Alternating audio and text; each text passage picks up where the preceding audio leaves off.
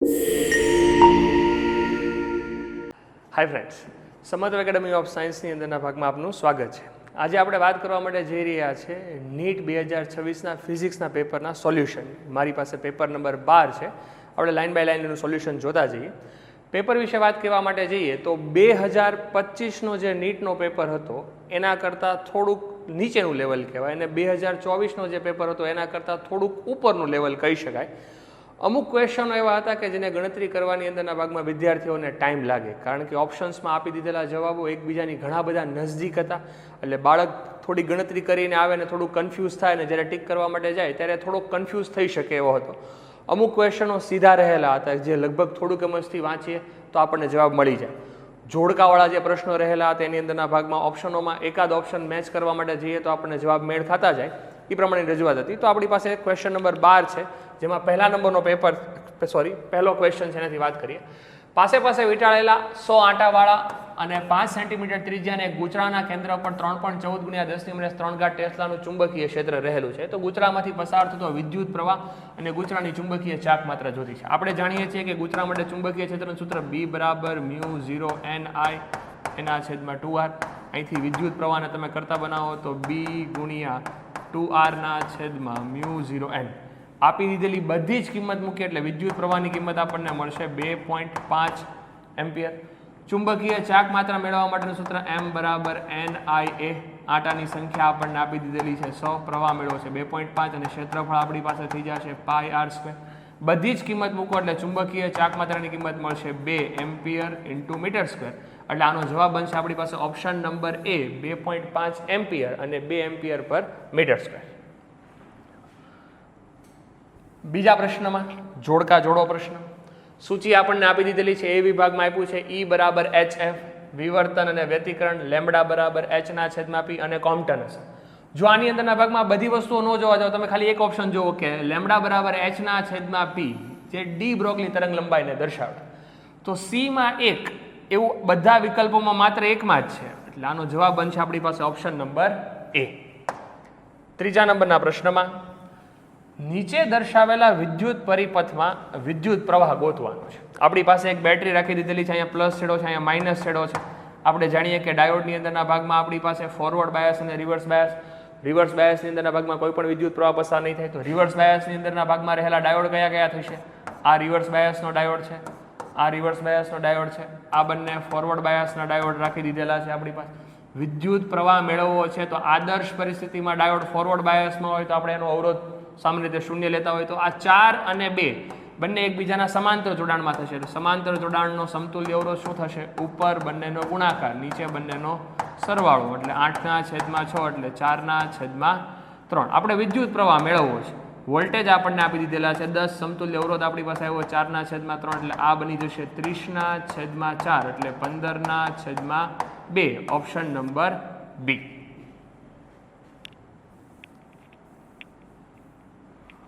ચોથા નંબરનો પ્રશ્ન. શૂન્ય અવકાશમાં પ્રકાશની ઝડપને એકમ તરીકે લેવામાં આવે. એકમ તરીકે ગણવામાં આવે એનો મતલબ C = તમારે 1 યુનિટ ગણવાનું છે સામાન્ય રીતે. તો પ્રકાશ પૃથ્વી પર પહોંચવા માટે 6 મિનિટ અને 40 સેકન્ડનો સમયગાળો લાગે છે. 6 મિનિટ અને સેકન્ડની અંદરના ભાગમાં આપણે ફેરવીએ એટલે આપણી પાસે કેટલું થવાનું ભાઈ? 6 × 60 એટલે આ 360, એમાં ઉમેરી દીધી 40 એટલે સેકન્ડ થઈ જાય 400 સેકન્ડ. તો સૂર્ય અને પૃથ્વી વચ્ચેનું અંતર આ નવા એકમમાં કેટલું થાય? તો કે અંતર બરાબર વેગ ગુણ્યા સમય. આપણે વેગ માટે લેશું 1, સમયગાળો આપણી પાસે રહેલો છે 400 એટલે એ અંતર થઈ જશે આપણી પાસે ઓપ્શન નંબર 3, 400 જેટલું નવા એકમ. નીચે આપેલા આલેખોમાં શિરોલંગ ઉપર તરફ ફેંકેલા દડાને વેગ v નો સમય t સાથે અને પાછા ફરતા વખતના વેગનો ફેરફાર દર્શાવવાનો. આપણે વેગનો ફેર દેખાડવાનો છે, ઝડપનો નથી દેખાડવાનો. વેગનો દેખાડતા હોય તો ઉપર તરફના વેગને આપણે ધન તરીકે લેતા હોઈએ અને નીચે તરફના વેગને ઋણ સ્વરૂપે લેતા હોઈએ. તો સમય સાથે આપણી પાસે આલેખ કયો થવાનો? v = v0 + at. એટલે એક સુરેખ રેખાનો જ ભાગ થવાનો છે. હવે આપણે પ્રવેગની ગણતરીને ધ્યાનમાં લેતા હોઈએ તો આમાં આપણી પાસે વિકલ્પ બનશે C. તો આપણી પાસે નીચે ઓપ્શન્સ આપી દીધેલા છે એ અનુસારના ભાગમાં આમાં આવશે ઓપ્શન A, ફક્ત C. છઠ્ઠા નંબરનો પ્રશ્ન. વર્નિયર કેલિપર્સની અંદરના ભાગમાં 20 વિભાગ છે. અને 1 mm ની લંબાઈના પ્રત્યેક વિભાગમાં મુખ્ય સ્કેલમાં 16 વિભાગ રહેલા છે. આપણે જાણીએ છીએ કે 16 મેન સ્કેલ બરાબર 20 વર્નિયર સ્કેલ. તો વર્નિયર સ્કેલને કરતા બનાવો તો 16/20 અને મેન સ્કેલ. હવે લિસ્ટ કાઉન્ટ ગોતવી હોય તો main scale minus vernier scale. તો આપણી પાસે અહીંયા શું બની જવાનું છે કે મેન સ્કેલ ઓછા 16/20 મેન સ્કેલ. મેન સ્કેલને કોમન કાઢી લો. 20 ઓછા 16 એટલે આપણી પાસે થઈ જશે 4/20.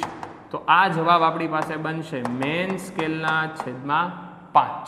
હવે મેન સ્કેલ આપણને આપી દીધેલો છે 1 mm. 1 mm ભાગ્યા 5. જવાબ આપણને ઓપ્શન્સમાં બધા આપ્યા છે સેન્ટીમીટર. ગણતરી કરશો એટલે આપણો સાચો જવાબ શું બનશે 0.02 સેન્ટીમીટર. Option number 3. 7મા નંબરના પ્રશ્નમાં એક એસી પરિપથમાં 1 કિલો ઓહમનો અવરોધ છે, 0.1 માઇક્રોફેરાડનું કેપેસિટર છે અને 1 મિલી હેનરીનું ઇન્ડક્ટર રહેલું છે. તો પરિપથમાં અનુનાદની આવૃત્તિ ગોતવાની. F બરાબર 1/2 પાઈ √L. અવરોધનું તો કોઈ કામ નથી. 1/2 પાઈ √L. ઇન્ડક્ટન્સ આપણને આપ્યું છે 1 મિલી હેનરી અને કેપેસિટર આપ્યું છે 0.1 માઇક્રોફેરાડ, જેને ફેરવી નાખીએ એટલે 10⁻7. ગણતરી કરીશું એટલે આ બની જશે 10⁵ /2 પાઈ. ભાંગાકાર કરતા આપણો જવાબ બનશે 15.9 કિલો હર્ટ્ઝ. Option number 3. પછીનો પ્રશ્ન જે NCERT નો સીધો દાખલો જ રહેલો છે ભાઈ, કે એક આકૃતિમાં સ્થિર વિદ્યુત પ્રવાહધારિત A ત્રિજ્યાનો વર્તુળાકાર સુરેખ નક્કર તાર આપણને દર્શાવડાવી દીધેલો છે. વિદ્યુત પ્રવાહ અને આડછેદના નિયમિત વિતરણને ધ્યાનમાં લેવા માટે જઈએ તો આપણે જાણીએ છીએ કે નક્કર તારની અંદરના ભાગમાં ચુંબકીય ક્ષેત્ર કેન્દ્રથી લઈને સપાટી સુધીના ભાગમાં સમપ્રમાણમાં હોય, સપાટી ઉપર મહત્તમ અને બહારના ભાગમાં એના વ્યસ્ત પ્રમાણમાં બનશે. એટલે આવો વિકલ્પ આપણી પાસે રહેલો છે ઓપ્શન નંબર A ની અંદર.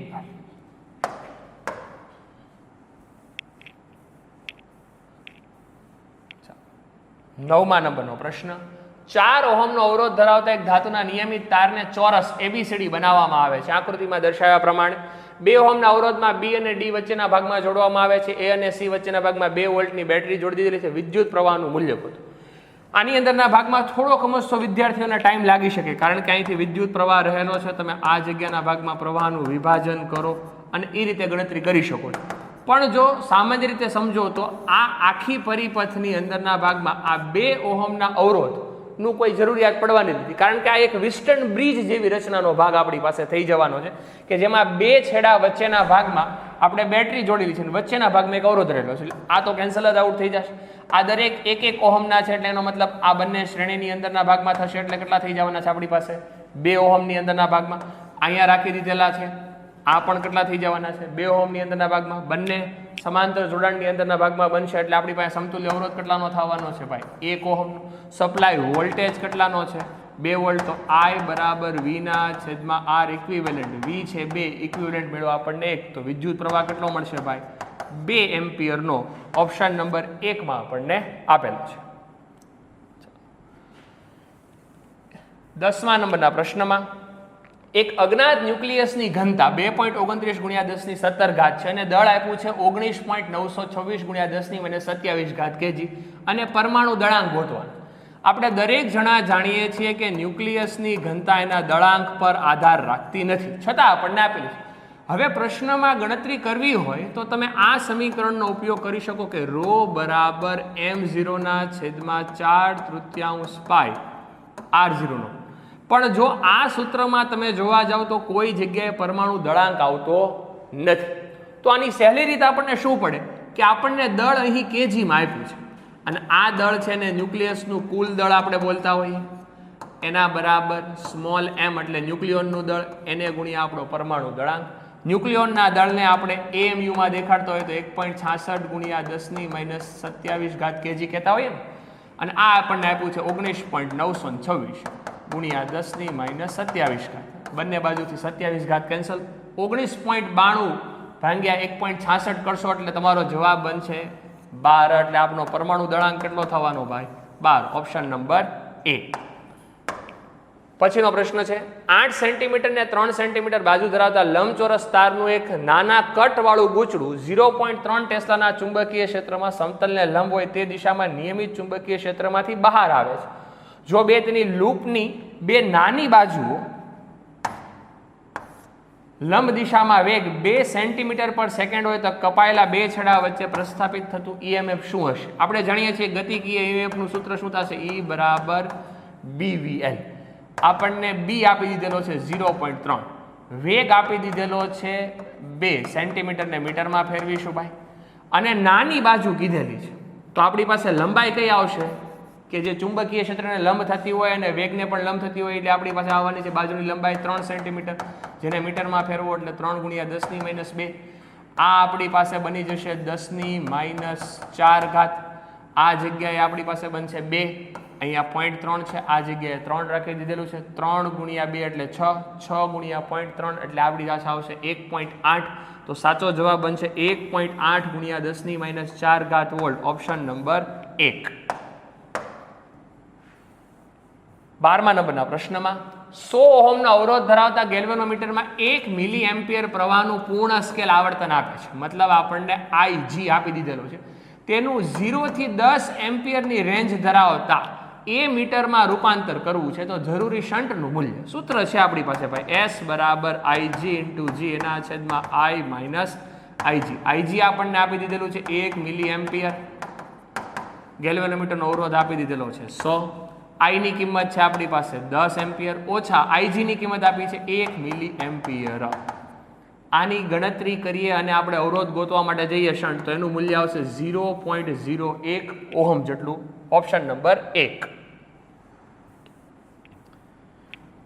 યંગના બે સ્લિટના પ્રયોગમાં લેમ્બડા તરંગ લંબાઈનો એક રંગી પ્રકાશ પડદા પર નિયત બિંદુએ પદ તફાવત લેમ્બડા ધરાવે છે. પ્રકાશની તીવ્રતા ત્યારે કે જેટલી રહેલું છે તો પડદા પરના તે બિંદુએ પદ તફાવત λ/3 હોય ત્યારે તીવ્રતા કેટલી થાય?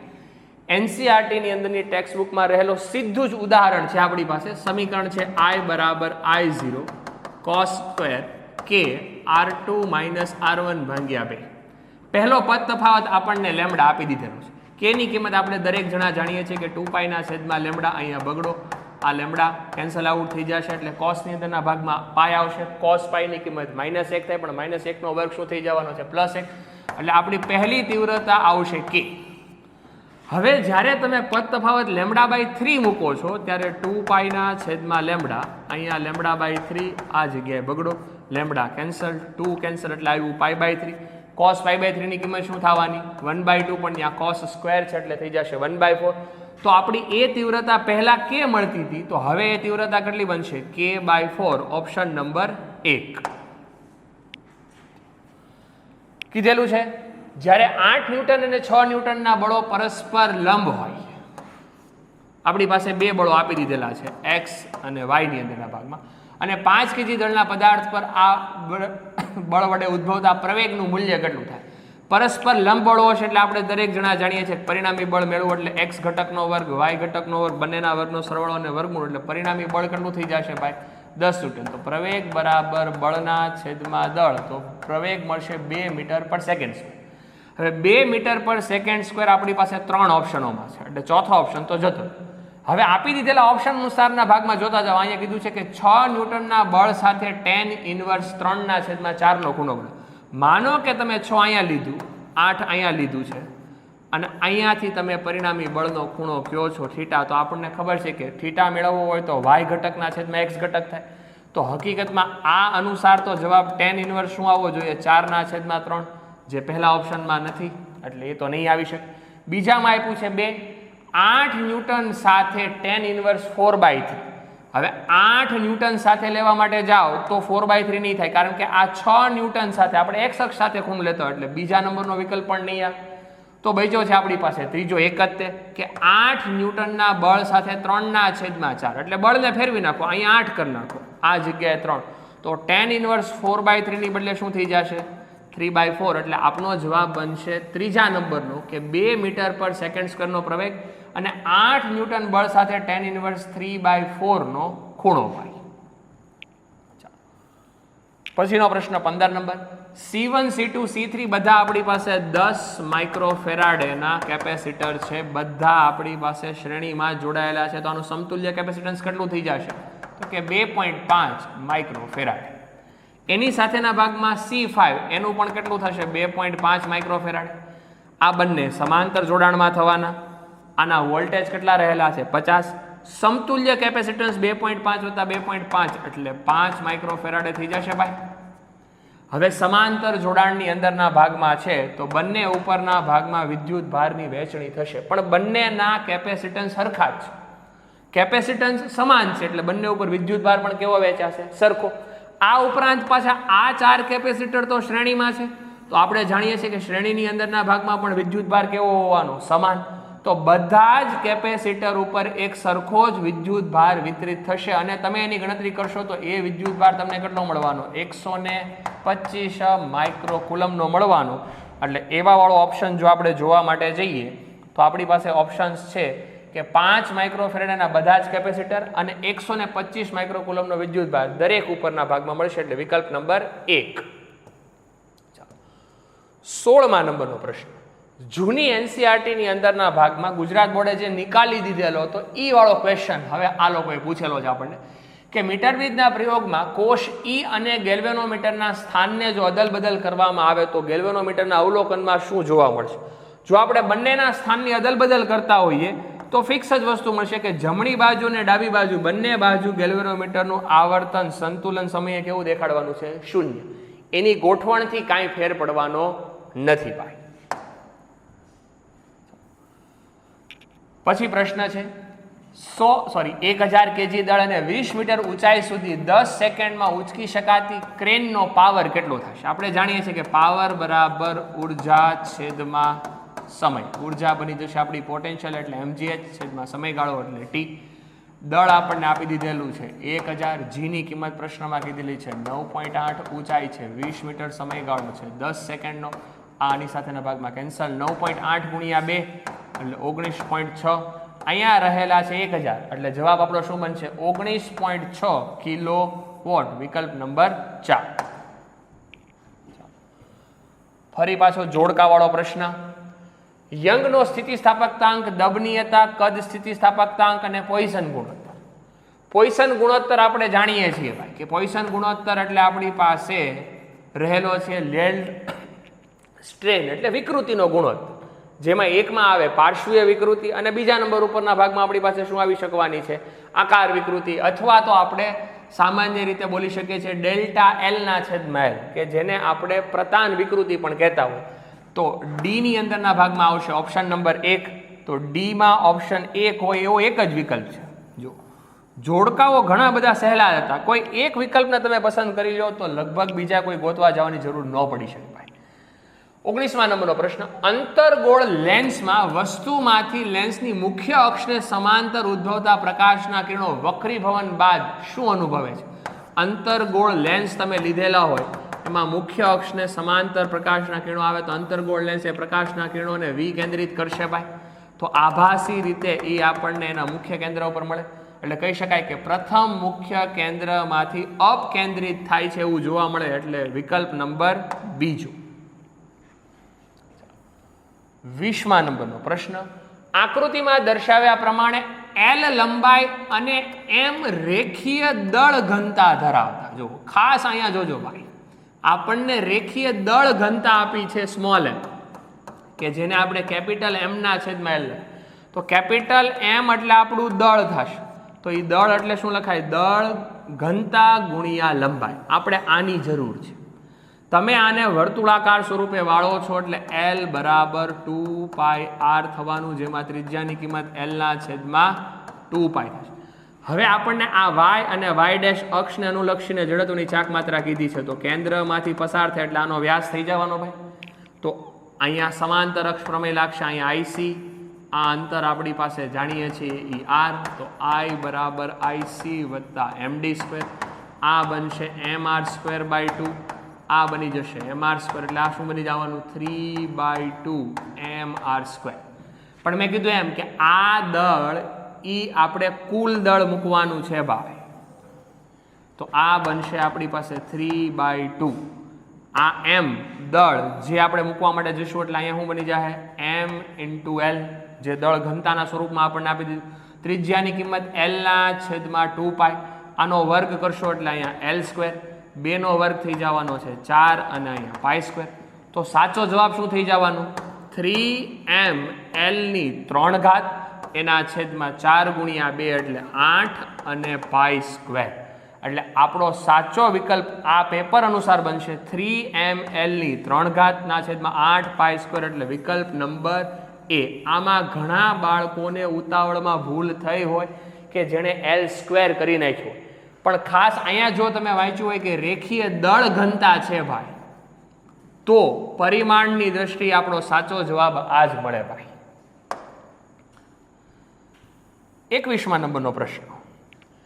5.580 kg દળ ધરાવતા સમઘનની પ્રત્યેક બાજુ 9 સેન્ટીમીટરની માપવામાં આવે છે. સાર્થક અંકોને ધ્યાનમાં લઈને સમઘનના દ્રવ્યની ઘનતાને x ગુણ્યા 10�3 સ્વરૂપે દેખાય. આપણે જાણીએ છીએ કે ભાઈ ઘનતા બરાબર દળના છેદમાં ઘાત.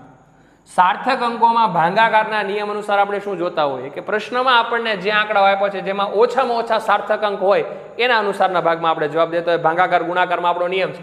અહીંયા સાર્થક અંકની સંખ્યા કેટલી છે ભાઈ? 4. અહીંયા સાર્થક અંકની સંખ્યા કેટલી છે? 2. એનો મતલબ આપણો જવાબ ઓછામાં ઓછા 2 આંકડામાં જ આવવો જોઈએ. 2 આંકડામાં આવતો એટલે વિકલ્પ નંબર 1 અને 3 તો જતા રહેશે. હવે વધ્યા 2 વિકલ્પ. જે મેં કીધું હતું ને કે ઘણા નજીકના જવાબ છે ગણતરીની આધાર. તો અહીંયા શું ગણતરીના આધારે જવાબ દેવા માટે જો તો કે ઘનતા બરાબર આ 5.580 9 નો ઘન કરશો એટલે આપણી પાસે થઈ જશે 729. એને આપણે મીટર ઘનમાં ફેરવી નાખીએ એટલે 10⁻6 અંશમાં લીધે. આનો તમે ભાગાકાર કરો ને 10�3 ફેરવો એટલે તમારો જવાબ એવો થાય છે કે 7.65432099. આ બધાને કાઢતા જાઓ ભાઈ. છેલ્લે તમે અહીંયા આવો, આ 5 ને કાઢો તો 5 ની આગળની સંખ્યા બેકી સંખ્યા છે, 5 ને કાઢીએ આગળની સંખ્યા બેકી હોય તો બેકી સંખ્યામાં કોઈ પણ જાતનો ફેર થાય નહીં. તો 2 સાર્થક અંકોમાં આપણો સાચો જવાબ શું થાય? 7.6. 7.6 વિકલ્પ નંબર 4 જે આપણો સાચો જવાબ છે. 22મા નંબરનો પ્રશ્ન. પ્રોગ્રામી હાર્મોનિક તરંગ માટેનું સમીકરણ આપણને આપી દીધેલું છે અને આપણે ગોતવા માટે જવાનો છે કળા તફાવત. કળા તફાવતનું સમીકરણ આપણી પાસે શું છે ભાઈ? k ગુણ્યા પથ તફાવત. k ની કિંમત 2π ગુણ્યા 0.0080 પણ એ સેન્ટીમીટરમાં છે અને આપણને ડેલ્ટા x જે પથ તફાવત આપ્યો છે 0.5 મીટરમાં છે. જો આને મીટરની અંદરના ભાગમાં ફેરવી નાખીને ગણતરી કરવા માટે જશો એટલે આપણો સાચો જવાબ શું બનશે? 0.8π રેડિયન. વિકલ્પ નંબર 4. આકૃતિમાં દર્શાવ્યા પ્રમાણે આપણને એક પ્રિઝમ આપી દીધેલું છે. સમબાજુ પ્રિઝમ રાખી દીધેલું છે. વક્રીભૂત કિરણ QR પાયા BC ને સમાંતર છે. વક્રીભૂત કિરણ પાયા BC ને સમાંતર એનો મતલબ આપણી પાસે વિચલન થવાનું એ કેવું થવાનું? લઘુત્તમ વિચલન. લઘુત્તમ વિચલન આપી દીધેલું હોય ને આપણને વિચલન કોણ ગોતવા માટે કીધું હોય તો આપણે સૂત્ર જાણીએ છીએ કે ડેલ્ટા પ્લસ A બરાબર I પ્લસ I. I અને E સમાન થઈ જવાના છે. આપણે ડેલ્ટાને ગોતવા માટે જવાનું એટલે 2I માઇનસ A. આપાત કોણ પ્રશ્નમાં આપણને આપી દીધેલો છે 50. 50 ના ડબલ કેટલા થઈ જવાના છે આપણી પાસે? 100. અને એ 100 માંથી 60 બાદ કરીએ એટલે આપણી પાસે વિચલન કોણ કેટલાનો બનશે? 40 નો. વિકલ્પ નંબર 1. 24માં નીચે દર્શાવેલા પરિપથની અંદરના ભાગમાં એક ડાયોડ આપી દીધેલા છે અને એના બે છેડા વચ્ચે વોલ્ટેજનું સ્વરૂપ કેવું બનશે? અહીંયા રાખી દીધેલો ડાયોડ એક સિંગલ ડાયોડ છે. એનો મતલબ આ આપણી પાસે એક અર્ધ તરંગ રેક્ટિફાયર છે. આપી દીધેલું ઇનપુટ આપણને સાઇનોસોઇડલ ફોર્મમાં આપી દીધેલું છે. અર્ધ તરંગ રેક્ટિફાયરની અંદરના ભાગમાં આપણે જાણીએ છીએ કે અડધા ભાગમાં આઉટપુટ વોલ્ટેજ મળે જ્યારે એ ફોરવર્ડ બાયસમાં હોય અને જ્યારે રિવર્સ બાયસમાં છે ત્યારે આપણને કોઈ વોલ્ટેજ મળવાના નથી. તો એવો માત્ર આપણી પાસે એક જ વિકલ્પ છે, ઓપ્શન નંબર બી. તો બીજા કોઈ ગણતરી કરવા જવાની જરૂર જ નથી ભાઈ. પ્રશ્ન નંબર 25. ટી આવર્તકાળ ધરાવતા સાદા લોલક માટે ગતિ ઉર્જાનો સમય સાથેનો ફેરફાર કેમ રજૂ કરે? આપણે જાણીએ છીએ કે સાદા લોલક માટેનો જે આવૃત્તિનો ભાગ હોય તો કુલ એક દોલક જેટલું પૂર્ણ કરે છે તો ગતિ ઉર્જા અને સ્થિતિ ઉર્જા એટલા સમયગાળામાં 2 દોલનો પૂર્ણ કરે છે.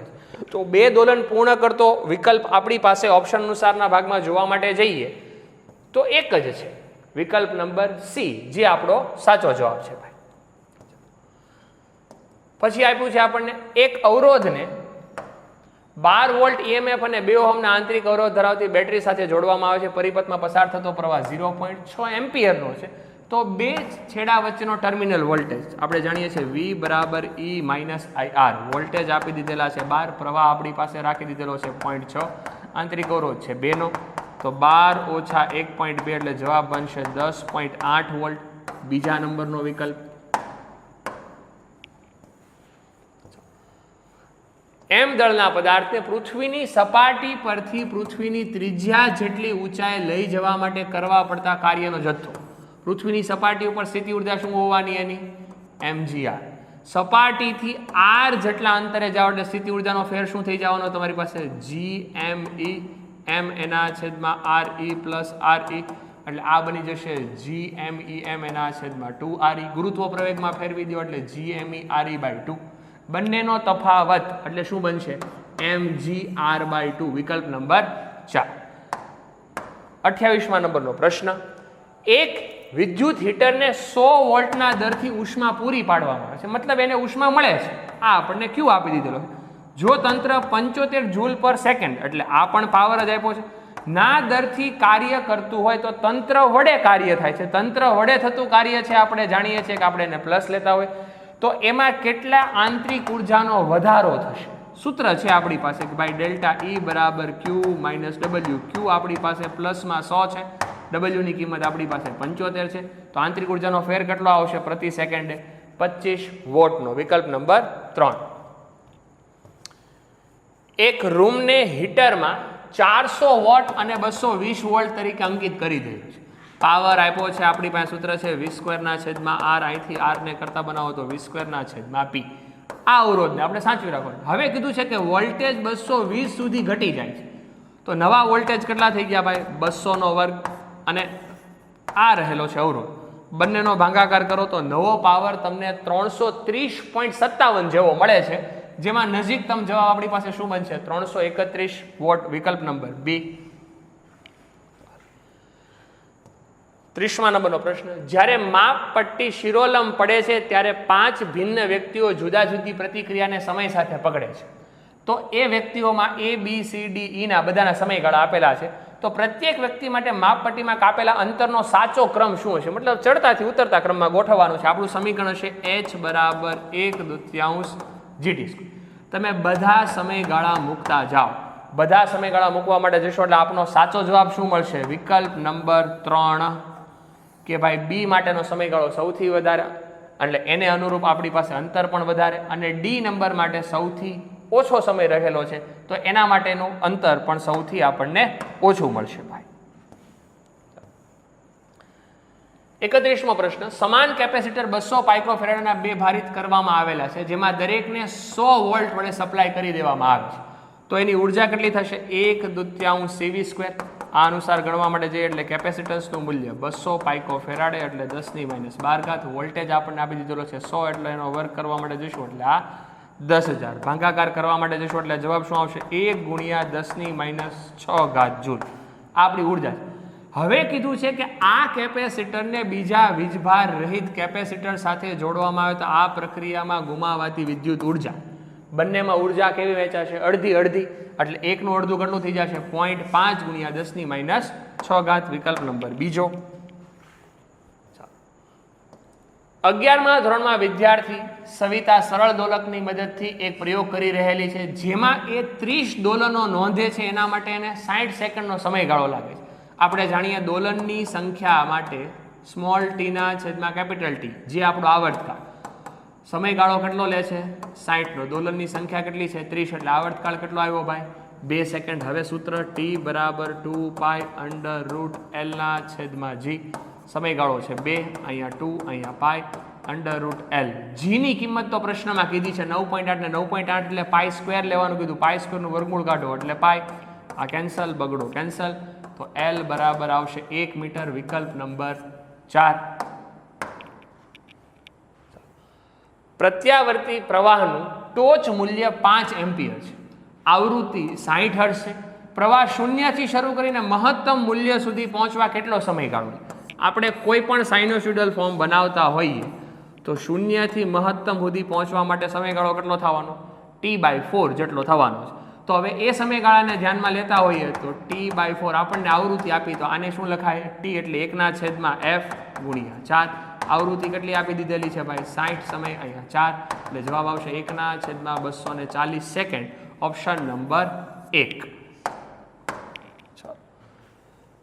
વ્યતિકરણ અને વિવર્તનમાં પ્રકાશ ઉર્જા પુનઃ વિતરિત થાય છે. જો આ વિસ્તારની ઘટીને અપ્રકાશી શલાકા ઉત્પન્ન થાય તો બીજા વિસ્તારમાં વધીને પ્રકાશી શલાકા ઉત્પન્ન થાય છે. એને આધારિત બે વિધાન આપ્યા છે.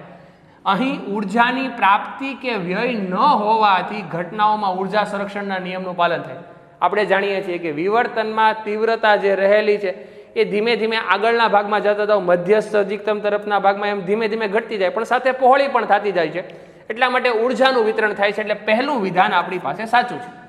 બીજું કીધું છે વિવર્તન અને વ્યતિકરણ એ ફક્ત પ્રકાશના તરંગો વડે જ દર્શાવી શકાય નહીં. વિવર્તન આપણે ફક્ત પ્રકાશ નહીં ધ્વનિમાં પણ દેખાડી શકીએ છીએ. એટલે બીજા નંબરનું વિધાન કેવું થશે? ખોટું. એટલે પહેલું સાચું, બીજું ખોટું.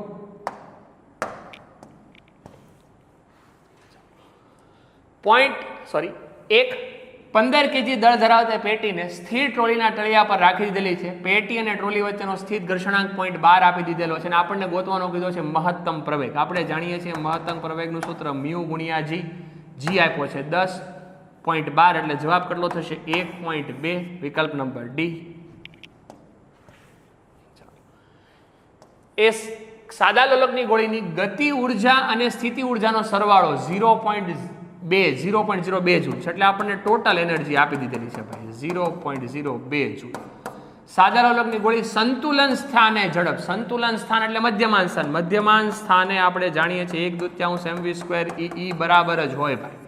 અહીંયા તમારી પાસે E ની કિંમત છે, M ની કિંમત છે 1/2 છે. V ગોતવા માટે જશો એટલે આવશે √2. √2 એટલે કેટલું થશે? 1.41. વિકલ્પ નંબર 1. 4 કથનો આપણને આપી દીધેલા છે કે ન્યુક્લિયસનું કદ એ એની 1/3 ઘાતના સમપ્રમાણમાં છે. ખોટી વાત છે. ત્રિજ્યા 1/3 આવે એટલે વિકલ્પ નંબર A ખોટો છે. બી કીધું છે ન્યુક્લિયસનું કદ એના સમપ્રમાણમાં છે. આ સાચી વાત છે ભાઈ. પરમાણુ અને તેના ન્યુક્લિયસના દળના તફાવતને દળ ક્ષતિ કહે છે. એકદમ ખોટી વાત. ન્યુક્લિયસના દળ અને તેના ઘટક કણો કે જે પ્રોટોન અને ન્યુટ્રોનના સ્વતંત્ર દળ છે એને આપણે દળ ક્ષતિ બોલીએ છીએ. એટલે આ સાચી વાત છે. તો બી અને ડી એ સાચા છે, એ અને સી ખોટા છે. એટલે વિકલ્પ નંબર 1. એક ફ્લાયવ્હીલની કોણીય ઝડપ 10 સેકન્ડમાં 600 RPM થી 1200 RPM સુધી થાય છે. આ સમય દરમિયાન ફ્લાયવ્હીલ દ્વારા પૂર્ણ કરેલા પરિભ્રમણની સંખ્યા. પહેલા તો તમે આલ્ફા ગોતશો ભાઈ. અહીંથી તમને આલ્ફા મળશે. એ આલ્ફાનો ઉપયોગ કરીને તમે સમીકરણ કયું લાગુ પાડવા માટે જઈ શકવાના છો ભાઈ? કે θ બરાબર ω0t પ્લસ 1/2 આલ્ફા અને t². બધી જ કિંમતો મૂકો તો આપનો જવાબ આવશે 150 પરિભ્રમણ. વિકલ્પ નંબર 4. એક સબમરીન 100 વાતાવરણ દબાણ સહન કરી શકે તેવી રીતે તૈયાર કરવામાં આવેલું છે. તો પાણીની સપાટીથી કેટલી ઊંડાઈ સુધી જઈ શકે? આપણે જાણીએ છીએ કે સૂત્ર છે એટમોસ્ફિયર પ્રેશર માટે Pa + ρgh. આ આપણને આપી દીધેલું છે 100 વાતાવરણને. એક વાતાવરણની કિંમત આપણને આપેલી છે 10⁵. ઓકે, અહીંયા કિંમત આપણે મૂકી શકીએ. ρ અને g ની કિંમત પણ આપેલી છે. આપણે h ગોતવા માટે જવાનું છે. બધી જ કિંમતો મૂકો એટલે આપણો જવાબ થશે 990 મીટર. વિકલ્પ નંબર 4. ફરી પાછું એક ટેબલ છે ભાઈ. એક સૂચિ આપેલી છે માઇક્રો તરંગો, દ્રશ્ય પ્રકાશ, ગામા કિરણો અને પારરક્ત કિરણો. તો આપણે જાણીએ છીએ કે ગામા એટલે ન્યુક્લિયસના રેડિયો એક્ટિવિટી ક્ષયથી મળે. ત્યારબાદ દ્રશ્ય પ્રકાશ એટલે આપણે કહી શકીએ પરમાણુમાં ઇલેક્ટ્રોન ઉચ્ચ ઉર્જા સ્તરમાંથી નીચા ઉર્જા સ્તરમાં થાય એને કારણેના ભાગમાં. બીજા નંબર ઉપર રહ્યું છે પારરક્ત, જેના આપણે કેના માટે કહી શકીએ? પરમાણુ અણુઓના કંપન માટે. અને માઇક્રોમાં આપણી પાસે આવશે જે વચ્યું એ ભાઈ. ચોથા નંબરનો વિકલ્પ. તો નીચે આપી દીધેલા વિકલ્પોમાંથી યોગ્ય રીતે આપણે જોડતા જઈએ એટલે આપણો જવાબ બનશે સી. 41મા નંબરનો પ્રશ્ન. નીચે વિધાનો આપણને આપી દીધેલા છે કે વાહકની અંદરના ભાગમાં સ્થિત વિદ્યુત ક્ષેત્ર 0 છે. સાચી વાત છે. ભારિત વાહકના પૃષ્ઠ પર વિદ્યુત ક્ષેત્ર તેના પૃષ્ઠ ઘનતા પર આધાર રાખતું નથી. ભારિત વાહકના અંદરના ભાગમાં સ્થિત પરિસ્થિતિમાં વધારાનો ભાર ન હોઈ શકે. ભારિત વાહકના પૃષ્ઠ પરનું વિદ્યુત ક્ષેત્ર પ્રત્યેક બિંદુએ પૃષ્ઠને કેવું હોવું જોઈએ? લંબ. અને પછી કીધું છે ભારિત વાહકના અંદરના ભાગમાં દરેક સ્થાને સ્થિત વિદ્યુત સ્થિતિમાન 0 હોય. આ તો આવવાનું જ નથી. તો આપી દીધેલા વિકલ્પો અને જો નીચે ઓપ્શન પ્રમાણે તમે મેચ કરતા જાઓ તો તમારો જવાબ A, C અને D જે સાચો રહેલો છે. જેનું કાર્ય વિધેય 6.6 હોય તે વિકિરણમાં પ્રકાશની તરંગ લંબાઈ માટે કઈ ફોટોઇલેક્ટ્રિક અસર ઉપજાવતી નથી. આપણે જાણીએ છીએ ભાઈ નેનોમીટરમાં લેવું હોય તો 1240 ભાગ્યા 6.6 અહીંથી ગણતરી કરશો એટલે 187.7 નેનોમીટર આવે. તો હવે લેમ્ડાની કિંમત લેમ્ડા 0 કરતાં ઓછી હોવી જોઈએ, જે ફોટોઇલેક્ટ્રિક અસરની ઘટનાને ધ્યાનમાં રાખી જવા માટે છે. એટલે આનો જવાબ કયો બનશે? 200 નેનોમીટર, વિકલ્પ નંબર 1. હાઇડ્રોજન પરમાણુમાં પ્રથમ ઉત્તેજિત અવસ્થામાં તેની ઉર્જા -3.4 છે. તો આ કિસ્સામાં હાઇડ્રોજન ન્યુક્લિયસની ત્રિજ્યાનું અંતર આપણે જાણીએ છીએ. પ્રથમ ઉત્તેજિત અવસ્થા એટલે n બરાબર થઈ જવાનું 2. ત્રિજ્યાનું સૂત્ર શું છે? r ચલે છે n². તો 0.53 એંગસ્ટ્રોમ, 10⁻10. n એટલે બીજા નંબરની કક્ષા, એટલે અહીંયાથી જશે 4. ગુણાકાર કરવા માટે જઈશું અને યોગ્ય ઘાતમાં ફેરવા માટે જઈશું એટલે આનો સાચો જવાબ આપણી પાસે બનશે 2.1 × 10⁻10 મીટર, વિકલ્પ નંબર 4. બે વિધાનો છે ભાઈ. પીએન જંકશન ડાયોડને ફોરવર્ડ વોલ્ટેજમાં નિશ્ચિત થ્રેશોલ્ડ વોલ્ટેજથી ઉપરના મૂલ્ય સુધી લઈ જાઓ ત્યારે ડાયોડમાં પ્રવાહ અર્થપૂર્ણ રીતે વધે છે. આપણે જાણીએ છીએ કે એક્સપોનેન્શિયલ વધારો થાય છે, એટલે પહેલા નંબરનું વિધાન સાચું છે. આ પ્રવાહને રિવર્સ સંતૃપ્ત પ્રવાહ કહે છે. આ ખોટી વાત, કારણ કે આ રિવર્સ બાયસમાં બને ભાઈ. તો બી ખોટું છે, એ સાચું છે. એક ફ્લાસ્કની અંદર આર્ગન અને ક્લોરીન વાયુ 2:1 ના દળના ગુણોત્તરમાં રહેલા છે. મિશ્રણનું તાપમાન 27 ડિગ્રી સેલ્સિયસ છે અને વાયુને સરેરાશ વર્ગિત ઝડપના વર્ગમૂળનો ગુણોત્તર આપણે જાણીએ છીએ કે VRMS ચલે છે 1/√m0, જેને આપણે આણ્વીય દળ કહીએ. બાકીની કોઈ વસ્તુની આપણને જરૂરિયાત નહીં. ઉપર આપ્યું છે આપણને આર્ગન, નીચે આપી દીધેલું છે આપણી પાસે ક્લોરીન. તો આર્ગનનું આણ્વીય દળ કેટલું રહેલું છે? જે પ્રશ્નમાં આપણને આપી દીધેલું જ છે ભાઈ, 40, કે જે નીચે આવશે. ક્લોરીન માટેનું કેટલું રહેલું છે? 70. આ વર્ગમૂળમાં 0 અને 0 કેન્સલ, 4નું વર્ગમૂળ નીકળશે એટલે 2, એટલે આપણો જવાબ શું બનશે? √7/2. તો આમ ફિઝિક્સનો પેપર મેં કીધું એમ પહેલા પ્રમાણે થોડોક ગણતરીવાળો અને કેલ્ક્યુલેશનવાળો રહેલો હતો. આઈ હોપ કે લગભગ તમારા બધાનો પેપર સારો ગયો હશે અને આપણે આશા રાખીએ કે હવે જે નીટની અંદરના ભાગમાં આપણી જે આન્સર કી આવે એ આન્સર કી અને આપણી આન્સર કીના અંદરના ભાગમાં કોઈ લગભગ મેજર ડિફરન્સ ન હોય. Thank you.